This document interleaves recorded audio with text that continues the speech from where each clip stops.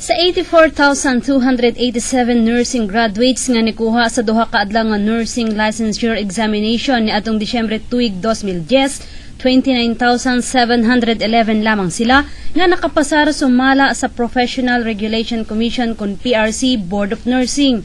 Usa sa mga nakapasar ang 20 anyos nga Botuanon nga si Crisel Lynn Guerrero Lee, kanhi estudyante sa Father Saturnino Urius University. Walay kasudlan ang kalipay nga gibati karon sa pamilya Guerrero Lee dihang nipasar si Crisel ug maswerte nga nahimo kini ikawalo sa gradong 85.6. I feel really blessed and happy because ang goal gid nako kay to top the board exam and not just to pass it. So I was asking for God yun na to help me pass the exam and top.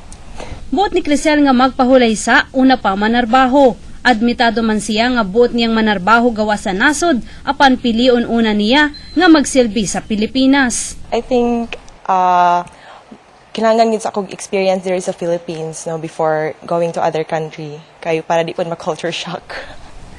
Bisan tuod gamay ra ang bag-ong nurses nga nakabaton og trabaho karon wala naguol si Crisel.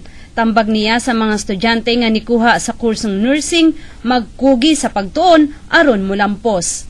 Mi Jess Patrol sa Caraga.